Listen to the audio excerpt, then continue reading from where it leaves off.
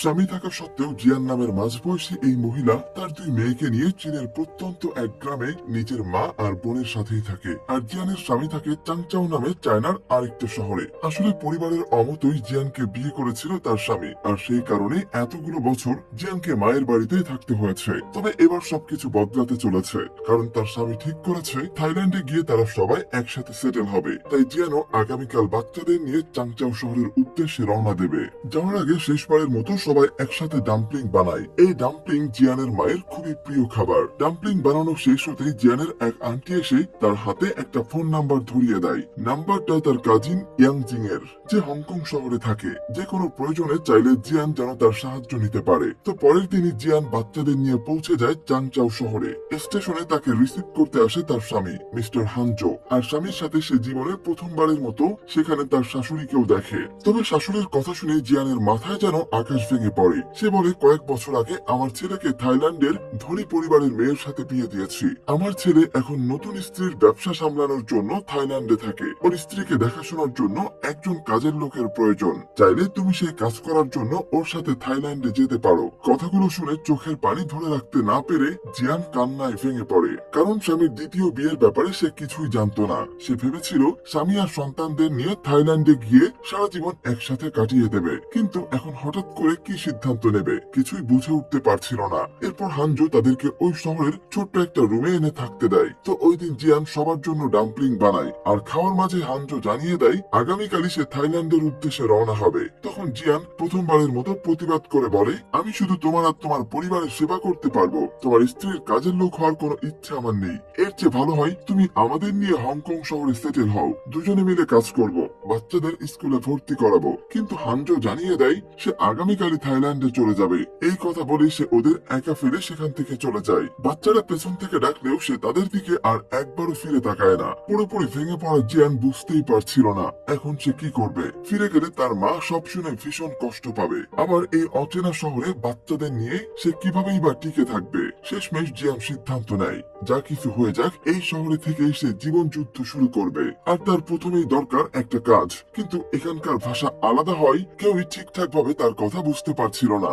শেষ পর্যন্ত এক বৃদ্ধ দম্পতির দোকানে গিয়ে সে কাগজে লিখে জানায় যে তার একটা কাজ দরকার। সেখানে তাকে প্লাস্টিকের ফুল বানানোর কাজ দেয়া হয়। মহিলাটি অবাক হয়ে দেখে জিয়ান এক দেখাতেই কাজটা শিখে ফেলেছে। তাই সে খুশি হয়ে তাকে কাজটা দিয়ে দেয়। সেদিন রাতভর জিয়ান জেগে কাজ করে সব ফুল ফিটিং শেষ করে পরদিন ভোরে জমা দেয় এবং বদলে পায় কিছু টাকা। তো পরের দিন রাতে সব কাজ শেষ করে সকালে জমা দিতে বের হওয়ার সময় হঠাৎ করে ছোট মেয়ে প্যাং অনেক অসুস্থ হয়ে পড়ে। বে নামের বড় মেয়েটা মাকে বলে, তুমি বোনের কাছে থাকো, আমি এগুলো দোকানে দিয়ে আসছি। কিন্তু বের হওয়ার পরে সে রাস্তা ভুল করে অন্যদিকে চলে যায়। এদিকে জিয়ান মেয়ের জন্য দুশ্চিন্তায় পড়ে দোকানে গিয়ে জানতে পারে বে সেখানে এসেছিল, কিন্তু অনেক আগেই চলে গেছে।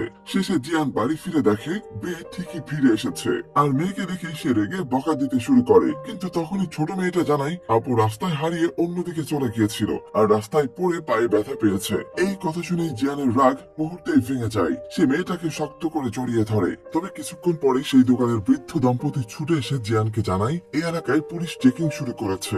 জিয়ান তার কাগজপত্র দেখে তারা বুঝতে পারে তাদের শহরে থাকার পারমিশনের মেয়াদ শেষ হয়ে গেছে। তাই এখনই এখান থেকে পালাতে হবে। আর দেরি না করে জিয়ান তার আন্টির দেওয়া নাম্বারে ফোন করে কাজিন ইয়াংজিনকে সবকিছু জানায়। এরপরেই তাড়াহুড়ো করে ব্যাগ গুছিয়ে বেরিয়ে পড়ে জিয়ান আর তার বাচ্চারা। সেই বৃদ্ধ দম্পতি নিজেরাই ব্যবস্থা করে তাদের একটা বোটে তুলে দেয়। এই উপকারী মানুষগুলোকে বিদায় জানিয়ে জিয়ান পা বাড়ায় এক নতুন অনিশ্চিত ভবিষ্যতের দিকে। হংকং পৌঁছে জিয়ানের কাজিন ইয়াংজিং তার কাগজপত্র ঠিক করে দেয় এবং থাকার জন্য এক বাড়িতে নিয়ে যায়, যেখানে অল্প জায়গার মধ্যে অনেক মানুষ বসবাস করে। বাড়ির মালিক হংজিং কোনো অ্যাডভান্স ছাড়াই জিয়ানকে একটা ছোট্ট রুম দেয়, এমনকি বলে আগামী 3 মাস ভাড়াও দিতে হবে না। সেই সাথে কমন কিচেন ব্যবহার করার অনুমতিও দেয়। এতটা সহানুভূতি পেয়ে জিয়ান কৃতজ্ঞতা জানিয়ে রুমে চলে যায়। পরদিনই সে কাজ খুঁজতে এক হাসপাতালে যায়, কারণ জিয়ান একজন প্রশিক্ষিত নার্স। কিন্তু সেখানে তাকে জানিয়ে দেয় হংকং এর নতুন নিয়ম অনুযায়ী অন্য শহর থেকে আসা কাউকে সরকারি চাকরি দেয়া হবে না। হতাশ জিয়ান ছোটখাটো কাজের আশায় দাঁড়ে দাঁড়ে ঘুরতে থাকে।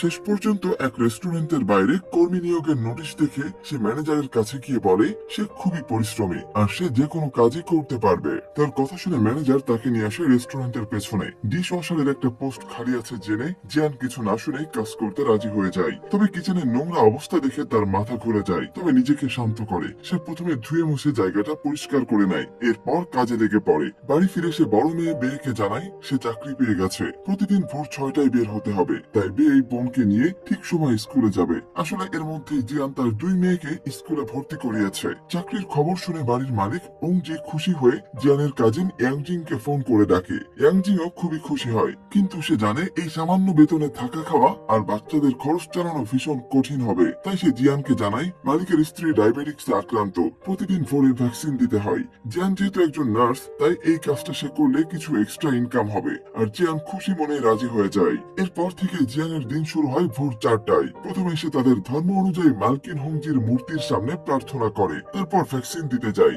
আর সেখান থেকে সোজা রেস্টুরেন্টের ডিশ ধোয়ার কাজে নেমে পড়ে। এভাবেই তার জীবন যুদ্ধ চলতে থাকে। তো প্রথম মাসের বেতন পেয়ে জিয়ান কিছু টাকা মায়ের কাছে পাঠিয়ে দেয়, কারণ সেই ছিল পরিবারের একমাত্র উপার্জনকারী। টাকা না পাঠালে তার মা আর বোন অসহায় হয়ে পড়তো। তবে বাড়িতে টাকা পাঠাতে গিয়ে এখানকার সম্পূর্ণ বাড়ি ভাড়া দিতে পারে না। তবে মালকিন হংজি খুবই ভালো একজন মানুষ, এই অল্প টাকায় খুশি মনে রেখে দিত আর বলতো যখন পারো অল্প অল্প করে পরিশোধ করে দিও। আশেপাশে এত ভালো মানুষ পেয়ে জিয়ান সত্যি অনেক খুশি হয়। বাচ্চারা কার্টুন দেখলে হংজি নিজে সরে গিয়ে জায়গা করে দিত। সেই বাড়িতে আরো থাকতো 2জন সুন্দরী মেয়ে যারা মডেল হওয়ার চেষ্টা করছিল।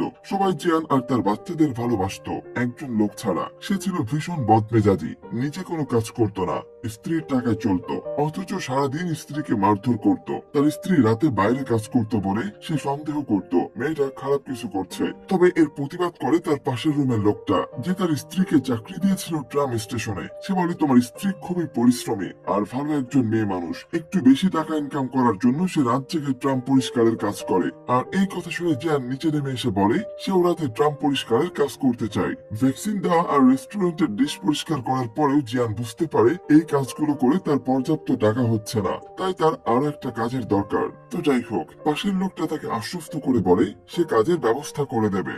এদিকে উপরতলায় হঠাৎ করে তার ছোট মেয়ে প্যাং সেই বদমেজাজি লোকটার সাথে ধাক্কা খায়। লোকটা রেগে গিয়ে প্যাংকে মারতে শুরু করে। এই দৃশ্য দেখে বড় মেয়ে বে দৌড়ে গিয়ে তার মাকে ডেকে নিয়ে আসে। লোকটা তখন জিয়ান আর তার বাচ্চাদের উদ্দেশ্য করে বাজে বাজে কথা বলতে থাকে। এই কথা শুনে জিয়ান আর সহ্য করতে না পেরে লোকটার দিকে তেড়ে যায়। ঠিক তখনই মালকিন হংজি এসে মাঝখানে দাঁড়িয়ে জিয়ান আর বাচ্চাদের ছাড়িয়ে নেয় এবং লোকটাকে শেষবারের মতো কড়া ভাষায় সাবধান করে দেয়। এরপর জিয়ান বাচ্চাদের নিয়ে ছাদে চলে আসে। সেখানে প্যাং কাঁদতে কাঁদতে বলে তারা গরিব গ্রাম থেকে এসেছে আর তার মা রেস্টুরেন্টে ডিশ ধোয়, এই কারণে নতুন স্কুলের বন্ধুরা তাকে নিয়ে অনেক কথা বলে। এই কথা শুনে জিয়ান ভেতরে ভেতরে ভেঙে পড়লেও নিজেকে সামলে বলে আমরা এখানে নতুন বলেই মানুষ এমন কথা বলছে, আর খুব শীঘ্রই তোমার মা ভালো একটা চাকরি খুঁজে নেবে, তখন সবাই তোমাকে ভালোবাসবে। এরপর জিয়ান যখন বাচ্চাদের সাথে দুষ্টুমি করে তাদের মন ভালো করার চেষ্টা করছিল, ঠিক তখনই একজন লোক ছাদে এসে জানায় সে এই ছাদের চিলে কোঠায় থাকে। এই কথা শুনে জিয়ান ভদ্রভাবে ক্ষমা চেয়ে চলে যেতে চাইলে লোকটা বলে যখন খুশি তোমরা ছাদে আসতে পারো। এরপর সে নিজের পরিচয় দেয়, তার নাম জ্যাং, তবে সবাই তাকে আঙ্কেল ডেজার্ট বলে ডাকে। বাচ্চারা কৌতূহলী হয়ে জিজ্ঞেস করে কেন এমন নামে ডাকা হয়। জ্যাং বলে আমি মিষ্টি জাতীয় খাবার বিক্রি করি, এই কারণে আমার নাম হয়ে গিয়েছে আঙ্কেল ডেজার্ট। এই বলে তাদেরকে ডেজার্ট খাওয়ানোর আমন্ত্রণ জানায় আর জিয়ান ও তার মেয়েরা তার জিনিসপত্র এগিয়ে দিতে সাহায্য করে। এদিকে নতুন বছরের আগমন উপলক্ষে হংকং শহরে ধীরে ধীরে উৎসব মুখর হয়ে ওঠে।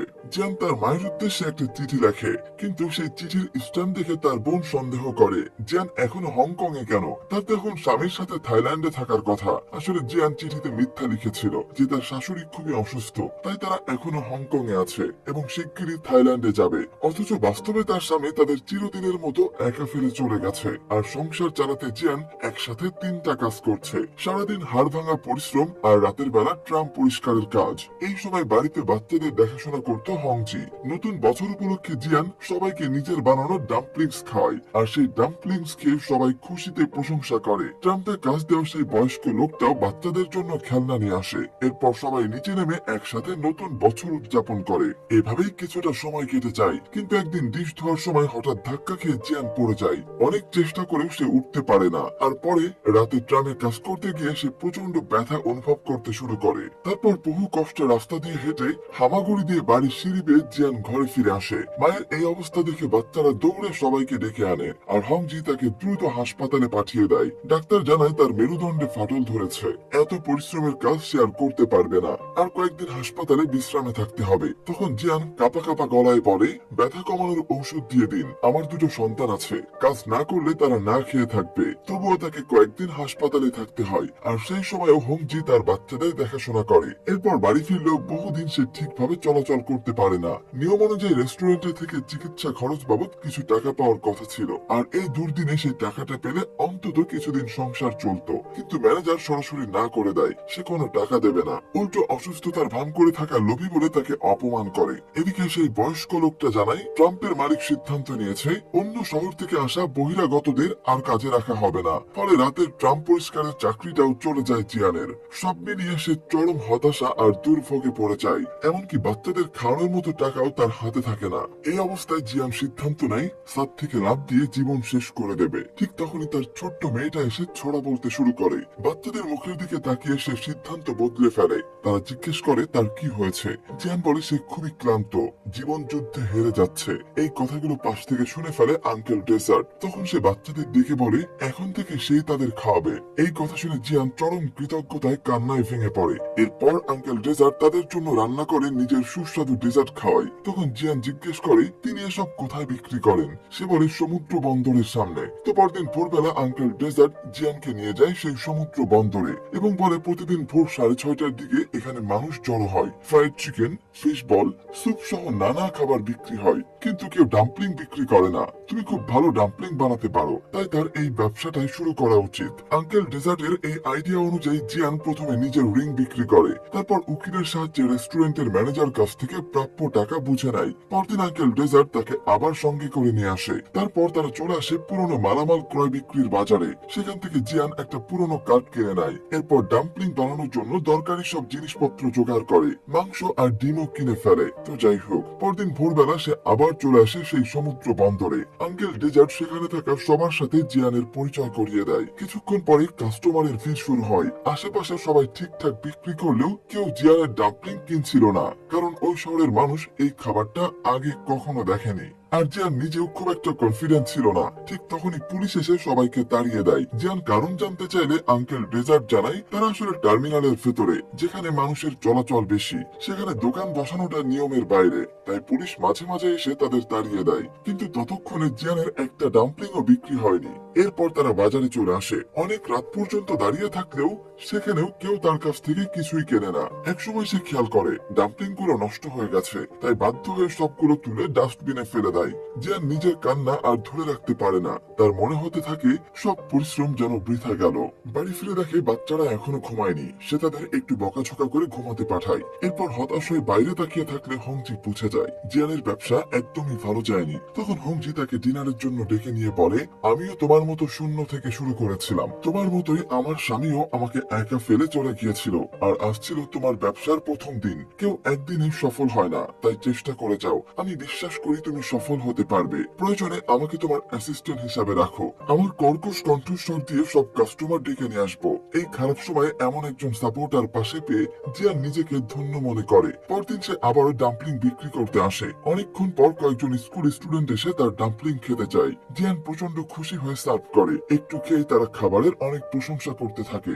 এত প্রশংসা শুনে জিয়ান খুশিতে আত্মহারা হয়ে যায়, আর এসব দিকে আঙ্কেল ডেজার্টও ভীষণ আনন্দিত হয়। তো কিছুক্ষণের মধ্যে সেখানে অনেক কাস্টমার জড়ো হয়ে যায়। কাস্টমারের ভিড়ে জিয়ান যখন একেবারে ব্যস্ত হয়ে পড়েছে, ঠিক তখনই আবারও পুলিশ চলে আসে। এদিকে পুলিশ দেখে সব স্ট্রিট ফুডের দোকানদার পালাতে শুরু করে। দোকান বন্ধ করার সময় জিয়ানের একটা পাত্র নিচে পড়ে যায়, তবে একজন অফিসার সেটা তুলে দিয়ে তাকে দ্রুত চলে যেতে বলে। এরপর একদিন এক বয়স্ক লোক ডাম্পলিং খেতে খেতে বলে, তোমার ডাম্পলিং এর টেস্ট ভালো, তবে আরেকটু ভালো করতে হবে। ময়দা দিয়ে বানানো স্কিনটা একটু বেশি মোটা, এটাকে আরো পাতলা আর স্মুথ করতে হবে। কিন্তু এটা কোনো বিষয় না, স্ট্রিট ফুড কখনো পারফেক্ট হয় না। কিন্তু এই কথাটা জিয়ান খুবই সিরিয়াসলি নেয়। তাই বাড়িতে ফিরে সে পাতলা স্কিনের ডাম্পলিং বানানোর চেষ্টা করে। তবে বাচ্চারা খেয়ে জানায় তেমন কোনো পরিবর্তন হয়নি। এরপর সে বারবার করে চেষ্টা করতে থাকে আর প্রতিবার খাবার টেস্ট করানোর জন্য হংজির কাছে নিয়ে যায়। তবুও কিছুতেই পারফেক্ট হচ্ছিল না। শেষমেশ নিজের আইডিয়া অনুযায়ী সে লবণ মেশানো পানি ব্যবহার করে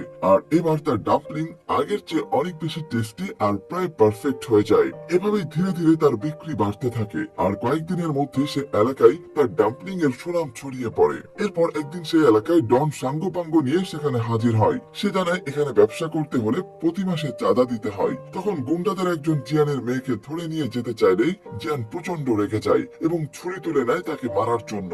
এই দৃশ্য দেখে ডনের হঠাৎ তার মায়ের কথা মনে পড়ে যায়, কারণ ছোটবেলায় তার মাও জিয়ানের মতো করে তাকে আগলে রেখেছিল। এরপর ডন জিয়ানের কাছে ডাম্পলিং খেতে চায়। খাওয়ার পর সে তার লোকজনকেও খাওয়াতে বলে। সবাই খেয়ে একেবারেই মুগ্ধ হয়ে যায়। তখন ডন তার অ্যাসিস্ট্যান্টকে বলে, সব বিল পরিশোধ করে দাও। অ্যাসিস্ট্যান্ট সঙ্গে সঙ্গেই মোট 20 প্লেট ডাম্পলিং এর দাম দিয়ে দেয়। এরপর ডন আরো বলে, কয়েকদিন পর তার মায়ের জন্মদিন উপলক্ষে সে 500 পিস ডাম্পলিং এর অর্ডার দিয়ে যায়। এই কথা শুনে জিয়ান কৃতজ্ঞতা ভরে তাকে ধন্যবাদ জানায়। তারপর একদিন আবারও পুলিশ আসে আর এবার সবাইকে অ্যারেস্ট করে নিয়ে যায়, সাথে তাদের গাড়িগুলোকেও নিয়ে যায়। অফিসার জানায় টার্মিনালের রাস্তা বন্ধ করে স্ট্রিট ফুড বিক্রি করা এক ধরনের অপরাধ আর এর শাস্তি সবাইকে পেতেই হবে। এই কথা শুনে জিয়ানের মেয়ে বলে ওঠে, এই সামান্য অপরাধের জন্য শাস্তি কেন পেতে হবে? তখন জিয়ান তাকে থামিয়ে অফিসারের কাছে ক্ষমা চায়। সে বলে, বাচ্চাদের স্কুল ব্যাগগুলো গাড়ির সাথে আটকে রাখা হয়েছে, আপনি আমাদের শাস্তি দিন, কিন্তু দয়া করে ওদের ব্যাগগুলো ছেড়ে দিন। ওদের লেখাপড়া করিয়ে মানুষ বানানোর জন্যই আমাকে রাস্তায় নেমে খাবার বিক্রি করতে হয়। এই কথাগুলো বলতে বলতে জিয়ান একদম ইমোশনাল হয়ে পড়ে। অফিসার মিস্টার হু এই অসহায় মানুষগুলোর আর্তনাদ বুঝতে পারে। এরপর সে সবাইকে এবং আটক করা সব জিনিসপত্র ছেড়ে দেয়, এমনকি সুশৃঙ্খল ভাবে টার্মিনালে খাবার বিক্রি করার অনুমতিও দেয়। এক মহিলার ছেলে খুবই অসুস্থ ছিল, তাকে ডাক্তার দেখানোর জন্য অফিসার হু নিজের পকেট থেকে টাকাও বের করে দেয় আর তার এমন মানবিক ব্যবহারে সবাই ভীষণ খুশি হয়ে তাকে ধন্যবাদ জানায়। এরপর একদিন অফিসার হু আবার টার্মিনালে চলে আসে। জিয়ান প্রথমে ভাবে অনেক রাত পর্যন্ত দোকান খোলা রাখার জন্য তাদের ধরতে এসেছে মনে হয়। তবে হু জানায় ভয় পাওয়ার কিছু নেই, সে এসেছে ডাম্পলিং খেতে, কারণ জিয়ানের খাবারের সুনাম সে সবার মুখে শুনেছে। ডাম্পলিং খেয়ে সেও অনেক প্রশংসা করে এবং বলে এই শহরে ডাম্পলিং খুব একটা পাওয়া যায় না। এরপর অফিসার হু তার বাচ্চাদের জন্য অনেকগুলো ডাম্পলিং পার্সেল নিয়ে টাকা পরিশোধ করে বিদায় নিয়ে চলে যায়। তারপর প্রায় 5 বছর কেটে যায় আর বর্তমানে সেই বন্দরটা অচল হয়ে পড়েছে। জিয়ান একটা কাগজে লিখে রেখে যায়, এখন থেকে তার সুস্বাদু ডাম্পলিং পাওয়া যাবে অ্যামিউজমেন্ট পার্কের পাশে। দেখা যায় সেখানে জিয়ান ছোটখাটো একটা দোকান খুলেছে আর তার ডাম্পলিং এর জনপ্রিয়তা আগের চেয়ে আরো বেড়েছে। লোকজন লাইন ধরে দাঁড়িয়ে থাকে, এমনকি একদিন একজন জাপানিজ লোক আসে, সেও বাকিদের মতো এই ডাম্পলিং এর ফ্যান হয়ে যায়। এরপর একদিন জিয়ানের আবার দেখা হয় অফিসার হু এর সাথে। সে বাচ্চাদের নিয়ে নুডলস খেতে বের হয়েছিল। জিয়ান জানায় এখন সে নতুন দোকান খুলেছে আর এই বলে তাদের দোকানে নিয়ে আসে। তারপর আরেকদিন অফিসার হু এবং তার বাচ্চাদেরকে জিয়ান নিজের বাড়িতে ইনভাইট করে। সেখানে হু এর মেয়ে বলে মা চলে যাওয়ার পর সে এত টেস্টি খাবার আর কখনো খায়নি। আসলে হু এর স্ত্রী তাকে ছেড়ে চলে গিয়েছিল। এরপর কয়েকদিন পর হু আবারও জিয়ানের দোকানে আসে, এবার হাতে একটা ফর্ম নিয়ে। সে মূলত নিজের বাচ্চাদের আর জিয়ানের বাচ্চাদের একসাথে সুইমিং ট্রেনিং সেন্টারে ভর্তি করাতে চায়। তারপর আরো 1 বছর কেটে যায়। দেখা যায় জিয়ান বাচ্চাদের নিয়ে নিজের গ্রামের বাড়িতে গেছে। এতদিন তার মা জানতো জিয়ান সরকারি হাসপাতালে চাকরি করছে আর স্বামী ও শাশুড়ির সাথে হংকং শহরে বসবাস করছে। কিন্তু এই প্রথম তার মা জানতে পারে যেদিন জিয়ান বাড়ি থেকে বের হয়েছিল সেদিনই তার স্বামী তাকে ছেড়ে চলে যায়। এরপর বহু চড়াই উতরাই পেরিয়ে আজ সে নিজের একটা ব্যবসা দাঁড় করিয়েছে। এসব শুনে তার মা অঝরে কান্না শুরু করে। তারপর আরো কিছু সময় কেটে যায়। সারাদিন ডাম্পলিং বানিয়ে হাতে ব্যথা নিয়ে বাড়ি ফিরলে হংজি তার হাত মেসেজ করে দিত। তবে এদিকে নতুন একটা সমস্যা দেখা দেয়। কোন একটা কারণে পার্কের আশেপাশের দোকানগুলো কিছুদিন বন্ধ রাখতে হবে। তাই আগামী কয়েকদিন জিয়ান বাড়ি থেকেই হোম ডেলিভারি করতে পারবে। এই জন্য সে হংজির টেলিফোন ব্যবহার করতে চায় আর হংজি খুশি মনেই অনুমতি দেয়। এভাবেই বাড়িতে বসেও তার ব্যবসা ভালোই চলতে থাকে। এরপর একদিন হংজি বলে, মনে হয় অফিসার হু তোমাকে পছন্দ করে। করে তুমি তাকে বিয়ে করতে পারো। এতে করে তোমার এবং তার বাচ্চারা বাবা মায়ের ভালোবাসা থেকে বঞ্চিত হবে না, আর তুমিও একজন সঠিক মানুষ পেয়ে যাবে। এদিকে হু জিয়ানের মেয়ে বেকে জিজ্ঞেস করে ছুটির দিনে তার মা কোথায় সময় কাটায়। বে জানায় মা সময় পেলে কবরস্থানে চলে যায়। এই কথা শুনে হু সরাসরি কবরস্থানে চলে আসে এবং জিজ্ঞেস করে এত জায়গা থাকতে এখানে কেন আসে। জিয়ান বলে জীবনের দৌড়ঝাঁপ পেরিয়ে যখন একটু সময় পাই তখন নীরব আর শান্ত পরিবেশের জন্য কবরস্থানই তার কাছে সবচেয়ে ভালো অপশন।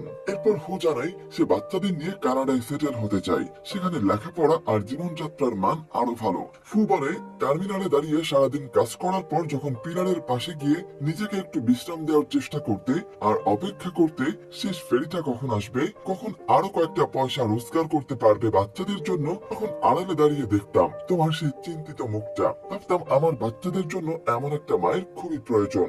এই বলে হু হাত বাড়িয়ে দেয়, তবে জিয়ান কিছু একটা ভেবে তার হাত ধরে না। এরপর একদিন একটা মেয়ে এসে জানায় তার বস জিয়ানের সাথে দেখা করতে চায়। জিয়ান সেই অফিসে গিয়ে দেখে অফিসের বস হচ্ছে সেই জাপানিজ লোকটা যে তার ডাম্পলিং এর বিশাল ভক্ত ছিল। সে জিয়ানকে জানায় তার একটা বড় সুপার শপ আছে যেখানে সব ধরনের পণ্য বিক্রি হয়, আর তারা চায় জিয়ানের সুস্বাদু ডাম্পলিং তাদের সুপার শপে বিক্রি করতে। তবে এর জন্য একটা ফ্যাক্টরির দরকার হবে যাতে পর্যাপ্ত চাহিদা অনুযায়ী ডাম্পলিং সরবরাহ করা যায়। জিয়ান খুশি মনেই এই অফার গ্রহণ করে। এরপর সবাইকে নিয়ে এসে নিজের নতুন ফ্যাক্টরি উদ্বোধন করে যেখানে অল্প পরিসরে কয়েকজন স্টাফ নেওয়া হয় ডাম্পলিং বানানোর কাজ দ্রুত করার জন্য। তবে সবকিছুর তত্ত্বাবধানে সবসময় জিয়ান নিজেই উপস্থিত থাকে। এদিকে অফিসার হু তাকে কানাডার ইমিগ্রেশন ফর্ম ফিল আপ করতে বলে, অর্থাৎ সে এখনো চাই জিয়ানকে তার সাথে কানাডায় নিয়ে যেতে। তারপর জিয়ান হু এবং তার বাচ্চাদের ইনভাইট করে এবং তাকে বুঝিয়ে বলে যে সে তার ব্যবসায় ফোকাস করতে চায়, কানাডায় যাওয়া তার পক্ষে সম্ভব নয়। তবে হু এর প্রতি তার একটা ফিলিংস ছিল, কারণ হু যখন চলে যাচ্ছিল তখন জানালার পাশে দাঁড়িয়ে দূর থেকে তাকে দেখে যায়। এরপর একদিন জিয়ান ফ্যাক্টরিতে গিয়ে দেখে স্টাফরা ডাম্পলিং এর স্কিন খুব মোটা আর শুকনো করে রেখেছে। এই দেখে সে রেগে গিয়ে সেদিনের বানানো সব ডাম্পলিং ফেলে দিতে বলে। ফলে সুপার শপে ডেলিভারি দিতে না পারায় কিছুটা লস হয়। তবে এখান থেকে বোঝা যায় নিজের ডাম্পলিং এর গুণগত মান নিয়ে সে কতটা সিরিয়াস। এরপর ধীরে ধীরে আরো অনেক সুপার শপ আর সুপার মার্কেট থেকে অফার আসতে থাকে। সবাই জিয়ানের ডাম্পলিং বিক্রি করতে চায়, তবে তার শর্ত ছিল প্যাকেজিং এবং নাম তার নিজেরই হবে। সেই শর্ত অনুযায়ী পুরো দেশের সুপার মার্কেট শপে তার ডাম্পলিং ছড়িয়ে পড়ে। একদিন জিয়ানের গ্রাম থেকে ফোন আসে দ্রুত বাড়িতে যাওয়ার জন্য। গিয়ে সে জানতে পারে তার মা মারা গিয়েছে। এতে সে ভেঙে পড়লেও আবার নিজেকে সামনে নিয়ে সামনে এগিয়ে যায়। কিছুদিন পর আগের চেয়ে আরো বড় একটা ফ্যাক্টরি খোলে যেখানে ময়দা মাখার মতো কষ্টকর কাজ মেশিনে করা হয়। তখন হংজি হাসতে হাসতে বলে এবার আর তোমার হাত মেসেজ করতে হবে না। জিয়ান উত্তর দেয় এখন থেকে আমি আপনার হাত মেসেজ করব। এরপর হংজি তার সেই মূর্তিটা জিয়ানকে উপহার দেয়, যেটার সামনে বসে সে জীবনের খারাপ সময়গুলোতে প্রার্থনা করত। এরপর একদিন বাড়ি ফেরার পথে জিয়ান রাস্তার পাশে এক অসহায় লোককে বোতল কোড়াতে দেখে। কাছে গিয়ে ভালো করে তাকাতেই সে খুশিতে আত্মহারা হয়ে যায়। লোকটা আর কেউ নয়, আঙ্কেল ডেজার্ট। অনেক বছর পর তাকে খুঁজে পেয়ে জিয়ান ফ্যাক্টরিতে নিয়ে আসে এবং বলে এখন থেকে আমি আপনার সেবা করব, আপনি আমাদের সাথেই থাকবেন, কারণ জীবনের সবচেয়ে খারাপ সময় আপনি বাবার মতো আমার পাশে দাঁড়িয়েছিলেন। আমি আপনার কাছে চিরকৃতজ্ঞ। এরপর জিয়ান তাকে ডাম্পলিং খেতে দেয় আর জিজ্ঞেস করে এর টেস্ট ঠিক আগের মতোই আছে কিনা। আঙ্কেল ডেজার্ট হেসে জানায় এখন আগের চেয়েও টেস্ট আরো ভালো হয়েছে। তারপর একদিন জিয়ান দেখে একটা বাচ্চা বার্গার খাচ্ছে। সে তখন ফ্যাক্টরির সবার সামনে বার্গার কিনে আনে আর সবাইকে বলে এই বার্গার হচ্ছে আমেরিকান একটা খাবার যা এখন তাদের শহর পর্যন্ত পৌঁছে গেছে। ঠিক সেভাবেই সে চাই তার ডাম্পলিংও একদিন পৃথিবীর সব শহরে পৌঁছাক। এই স্বপ্ন বাস্তবায়নের জন্য তার মেয়ে একটা আইডিয়া দেয়। তার এক বন্ধুর কোম্পানি আছে যারা ফ্রোজেন পদ্ধতিতে এক দেশের খাবার অন্য দেশে পাঠায়। জিয়ান মেয়ের কথায় রাজি হয়ে সেই কোম্পানির সাথে ডিল করে, যার ফলে তার ডাম্পলিং ইন্টারন্যাশনাল ব্র্যান্ডিং এর মাধ্যমে বিভিন্ন দেশে ছড়িয়ে পড়ার সুযোগ পায়। একদিন স্পিচ দিতে গিয়ে জিয়ান বলে আজ তার স্বপ্ন পূরণ হয়েছে, আর এই স্বপ্নের পেছনে যাদের অবদান আছে প্রত্যেককে সে ধন্যবাদ জানায়। ধন্যবাদ জানায় সেই বয়স্ক দম্পতিকে যারা তাকে বিশ্বাস করে প্রথম কাজ দিয়েছিল এবং এই শহরে আসতে সাহায্য করেছিল। ধন্যবাদ জানাই তার কাজিন ইয়াংজিংকে যে সবসময় পাশে ছিল। ধন্যবাদ জানাই মার্কিন হংজিকে যে বিনা পয়সায় তাকে ও তার বাচ্চাদের আশ্রয় দিয়েছিল, বড় বোনের মতো আগলে রেখেছিল সবচেয়ে অসহায় সময়। ধন্যবাদ জানাই সেই বয়স্ক লোকটাকেও যে তাকে এক্সট্রা উপার্জনের জন্য ট্রাম পরিষ্কারের কাজ দিয়েছিল। আর আঙ্কেল ডেজার্টের কথা না বললেই নয়, যখন সে আত্মহত্যা করতে যাচ্ছিল তখন এই মানুষটাই তার বাচ্চাদের খাবার দিয়েছিল, ডাম্পলিং বিক্রি করার আইডিয়া দিয়েছিল আর সায়ের মতো পাশে ছিল। এমনকি পুলিশ অফিসার মিস্টার হুকেও সে ধন্যবাদ জানায়, যার অনুমতি না পেলে টার্মিনালে ব্যবসা করাই সম্ভব হতো না। এরপর জিয়ান তার মেয়েদের নিয়ে আবার সেই বন্দরে যায় ও অতীতের স্মৃতিগুলো মনে পড়তে থাকে, যেখানে প্রথম কিছু স্কুল স্টুডেন্ট তার কাছ থেকে খাবার কিনেছিল, যেখানে পুলিশের ভয়ে দৌড়ে পালাতে হতো, যেখানে এক বয়স্ক লোক বলেছিল ডাম্পলিং এর স্কিন আরেকটু পাতলা করা দরকার। তারপর তারা সেই পিলারের পাশে গিয়ে দাঁড়ায়, যেখানে পিঠ থেকে দাঁড়িয়ে সে শেষ ফেরির অপেক্ষা করত, ভাবতো কিভাবে বাচ্চাদের জন্য আরো কিছু টাকা রোজগার করা যায়। জীবন মানুষকে কত কিছু দেখায়, কত কিছু শেখায়, আর চেষ্টা করলে একজন মানুষ কতটা নিচ থেকে কতটা উপরে উঠতে পারে। এসব ভেবে তারা তিনজন অঝরে কাঁদতে থাকে। আসলে এই গল্পটা ছিল জিয়ান নামের এক চাইনিজ নারীর সত্য ঘটনা, যে ডাম্পলিংকে পুরো পৃথিবীতে জনপ্রিয় করে তুলেছিল। তাই তাকে খেতাব দেওয়া হয়েছিল ডাম্পলিং কুইন।